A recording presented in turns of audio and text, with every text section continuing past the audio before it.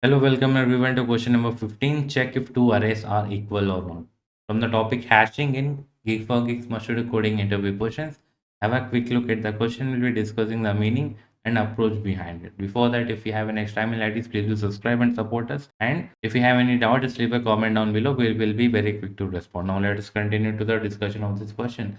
And in this question, the variables have been given a, b, and n. N is the length of the arrays of a and b, and we have to find out if a and b are equal. Okay, it doesn't matter the order of the elements. Whatever elements are present inside the b, that should be in a, and whatever elements inside the a are there, that should be present inside the b. And if you see visually, if 2 is present inside the a, yes, 2 is also present inside a.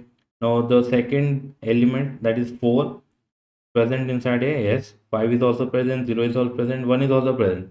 So visually both are same, so we can return true in that case. So this is visual. I hope you have understood this. Elements of b and elements of a are equal, hence we can say both the arrays are equal.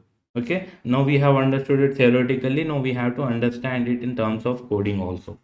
So in terms of coding, what we can do is, okay, now we're going to add a and b in a dictionary. For a, let us say d1 dictionary is there, and we're going to add those elements inside the d1 dictionary. One, you can give the value anything you want, that will not be a problem, but we want those elements to be converted to a dictionary here. 504000. So d2 will also be similar to this, but in some cases the d2 can be different. Okay, for now in this question d2 is also equal to d1, so I'm not writing it again because both are same. After writing d1 and d2 in a hash map, we'll say if d1 is equal to d2, then we return true in that case. We return true in that case, else we return false. So I hope you have understood the approach and the meaning behind it. If you still have doubt, let us go into the coding section.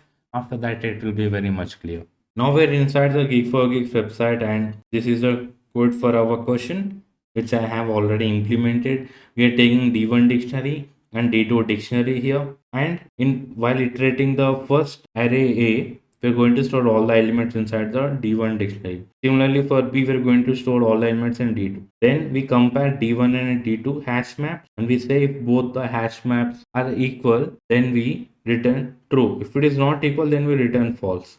Okay, I hope you have understood the question and the code behind it. Thank you for watching till the end. Let's meet in another question.